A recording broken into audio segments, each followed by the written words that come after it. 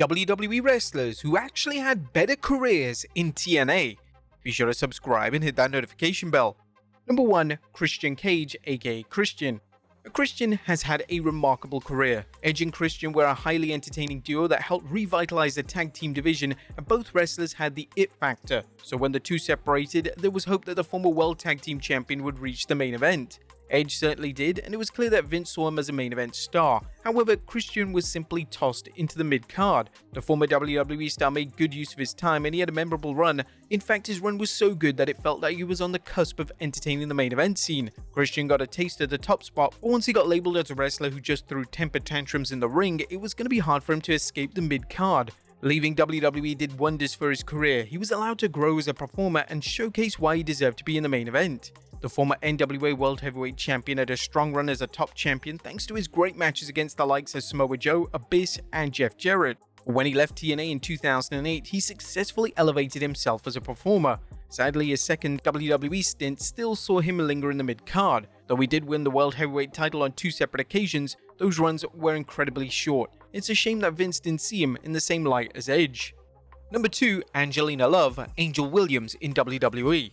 Now, before Angelina Love got her fame through the beautiful people, the former TNA Knockouts champion was actually in WWE's Deep South Wrestling for 3 whole years. And when you look back at Love's career in TNA, it's a head-scratcher on why the company released her in the first place. She's attractive, a really good promo, and one that can go once the bell rings. The beautiful people was another reason why the Knockouts division was such a success in 2007. Love played the self-centered and egotistical leader of the faction pretty well, and she had several great matches against a variety of names such as Awesome Kong, Gail Kim, and Tara. In fact, the main reason LA Cool existed was due to the success of the beautiful people. It's a shame that Love never got a real run in WWE. It's also shocking that the company never attempted to bring her in following her notable TNA stint. Maybe Vince only wanted one Canadian blonde in WWE. Either way, Angelina Love helped make the women's division in North America very credible. Number 3. Mickie James.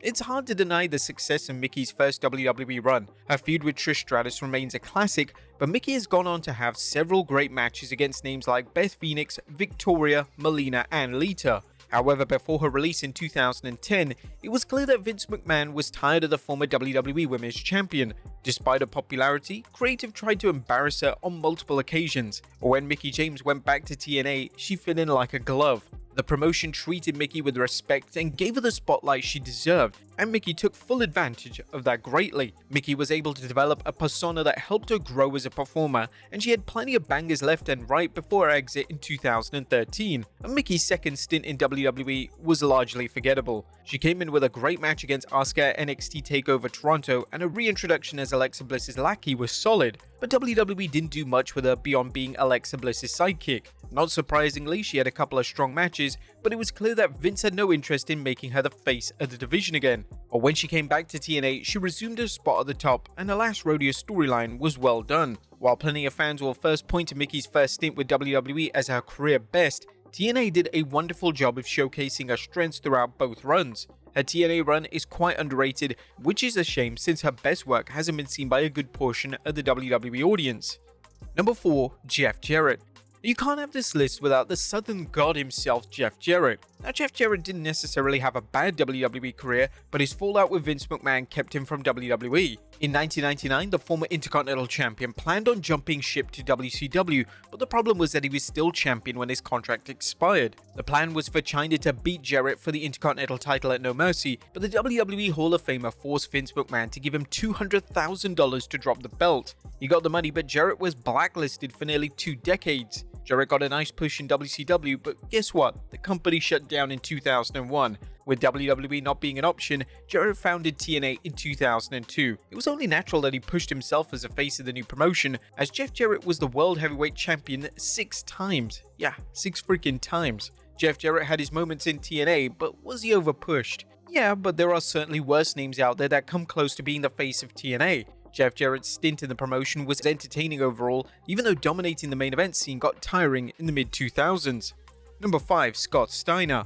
Scott Steiner's WWE career was a complete bust. It was all downhill for the WWE Hall of Famer after his disastrous feud with Triple H. He was essentially a lower card act by the time he received his pink slip in August of 2004.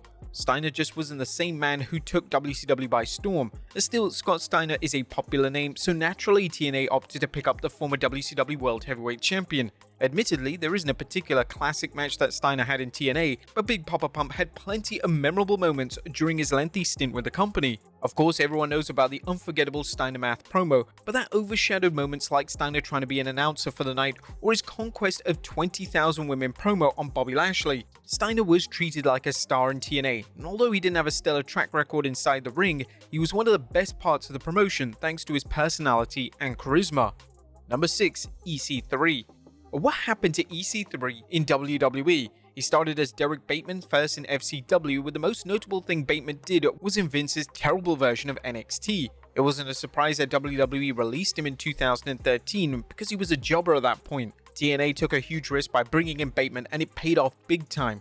Repackaged as Ethan Carter III, the former WWE star excelled as the entitled nephew of Dixie Carter. It wasn't that TNA booked him like a star, but EC3 carried himself as one. His weekly segments were great and his partnership with Rockstar Spud was highly entertaining. TNA transformed an NXT jobber into a top talent worthy of a second chance in WWE, and he got one. But somehow EC3's second stint was worse than his first. In a rare miss, WWE didn't seem to understand how to book EC3. He came in on the first match to determine the North American champion and had a forgettable feud with Velveteen Dream, but that's nothing compared to his main roster run. For some odd reason, Vince McMahon decided to give him a mute gimmick. EC3's promo skills are how he got over in TNA, but the only memorable thing that he did in WWE's main roster was Dean Ambrose's EC1 and EC2 promo. The former TNA World Heavyweight Champion was reduced to the 24/7 title jobber status, so him being released again was a blessing in disguise. Sadly, EC3's career hasn't reached the heights that it did in 2015. His second stint in TNA was brief but unremarkable. The whole Control Your Narrative promotion was dead on arrival. He's currently the NWA World Heavyweight Champion, but unfortunately, that promotion has lost all of its hype in recent years. But still, what he's doing now in NWA is 100 times better than anything he did in WWE's main roster. Number 7. Matt Hardy.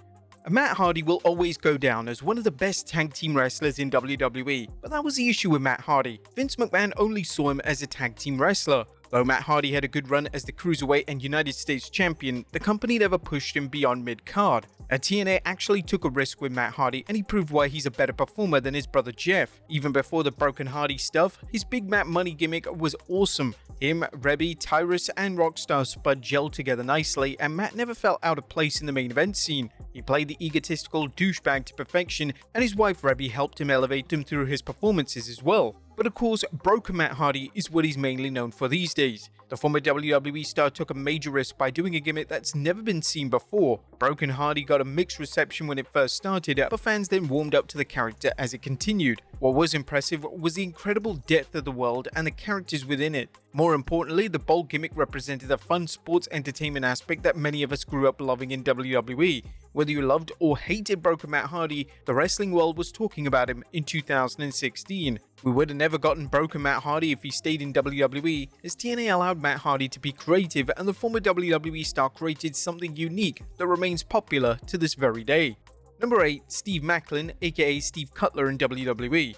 Jackson Riker's controversial tweet killed Steve Cutler's WWE career. It made no sense that him and Wesley Blake were punished for what he said, but that's the fate Cutler was dealt with. But instead of fading from the limelight like Riker and Blake, Steve Cutler reinvented himself as Steve Macklin in TNA. The bland and generic wrestler in WWE became a believable badass who helped carry the X Division in 2021 and 2022. When he finally won the Impact World title at Rebellion this past year, it was well deserved because Creative did an excellent job crafting a compelling character who had great feuds with Josh Alexander, Alex Shelley, Trey Miguel, and even PCO. Macklin's release from WWE was unfortunate, but the Forgotten Sons gimmick didn't particularly have a long shelf life to begin with. It's incredible how TNA can transform the careers of names who didn't even seem worthy to stand in the same ring as Roman Reigns or Randy Orton. Of course, a good part of that goes to the talent itself. Macklin was clearly being held back in WWE because Vince and Triple H didn't see much in him. It's great that wrestlers like Macklin can have a successful career without the need for a WWE paycheck. Number 9. Gail Kim.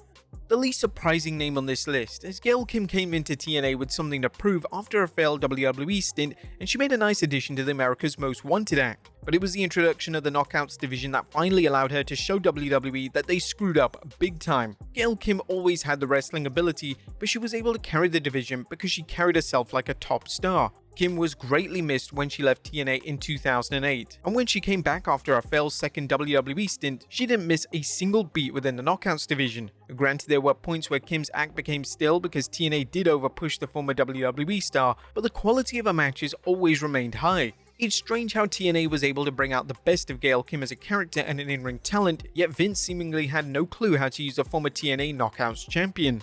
Number 10. Teran Tiffany in WWE. Remember the insatiable Tiffany? Well, the former ECW manager had a blink and you'll miss it WWE career. It seemed that she was just another pretty model in the division, but Teran turned heads in TNA when she had the incredible last knockout standing match against Gail Kim at Slammiversary. She would go on to prove her value in the Knockouts division by having fun feuds with Awesome Kong and Brooke Tessmacher. Though the former TNA Knockouts champion had a short stint with the company, she made a surprising impact when she was given the spotlight. There's no telling how far she would have gone in WWE had it not been for the incident with her then husband Drew McIntyre, but she had enough talent to be the face of the Divas division. Number 11. Brooke Tessmacher. I know you guys remember the Extreme Expose. The group consisted of Kelly, Brooke Adams, and Layla doing PG-13 dances for the young adult crowd. Kelly and Layla went on to have successful WWE careers, as Brooke Adams was left behind in catering. She was then released in 2007, and like Teran, she made a name for herself in TNA. Tessmacher was a much-needed babyface within the Knockouts division. She didn't have the unique look like Rosemary or the experience like Mickie James or Tara had, but she was a likable presence who got better as a performer every time she stepped into the ring. Tessmacher perfectly fit the motto that WWE was desperately pushing during the time: strong, sexy, and powerful women. She would have made a better babyface than Kelly because she had good mic and in-ring skills. Number 12. Bully Ray. Bully Ray, being one of the best heels of the mid-2000s, wasn't on anyone's bingo card. When WWE tried to break up the Dudley Boys in 2002, that decision failed spectacularly. So no one expected Bully Ray to be such a compelling heel as a solo act. He fit perfectly as the leader of the biker gang and made the Aces and Eights faction a credible one. Now, the Aces and Eights storyline was a mess, however when Bully Ray was given a mic, he instantly made the segments must-watch. It wasn't just that Bully Ray was so damn good on the mic, but he massively stepped up his in-ring game as well. His 2 world title runs felt important because Bully Ray carried himself as a proper champion. He had stellar matches across the board and you had to draw massive heat. It's a shame that Bully didn't bring his act to WWE when he returned in 2015. WWE desperately needed credible heels at the time, and he would have fit in perfectly. Number 13. Bobby Lashley. Bobby Lashley has had a successful WWE career, but that success is thanks to his stint in TNA. When Lashley was first introduced to the wrestling world in 2005, he came across as another generic big man who satisfies the stereotypical model of what Vince McMahon likes. Lashley wasn't a bad wrestler, but he was rather bland and forgettable. WWE tried their hardest to make him a star, but his promo skills killed his chance at getting over with the fans. The former WWE champion got better as promos and character thanks to his 2 stints in TNA. Lashley was allowed a bit more freedom in the promotion, so he was able to organically showcase his personality and work on his craft as an in-ring performer. His best time came with the Beatdown Clan, a heel faction that consisted of Kenny King, Samoa Joe, Low Ki, and MVP. It was essentially the Hurt Business before it existed in WWE. The group made Impact a must-watch every week, but it did start to crank once Hernandez joined because it didn't fit properly into the faction. Like several names on this list, being released from WWE was a good thing because it allowed Lashley to evolve as a performer. Could you imagine if Cody Rhodes never asked for his release? He certainly wouldn't be the man that he is today. And number 14, D'Angelo Dinero, Elijah Burke in WWE.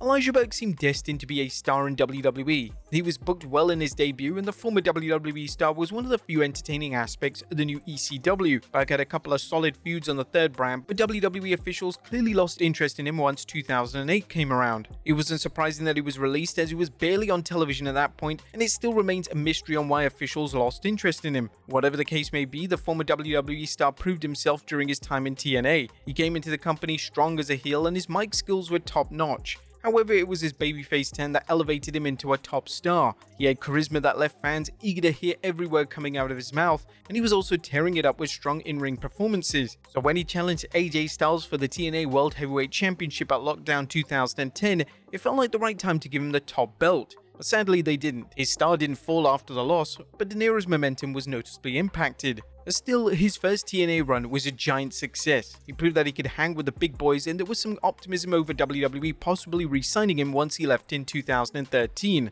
Unfortunately, they didn't. Elijah Burke is one of those names that had all the potential in the world, but for some odd reason, WWE just didn't know what to do with him. But there you have it, folks. WWE wrestlers who had better careers in TNA. Be sure to leave your comments down below, and I'll see you next time with some more wrestling content.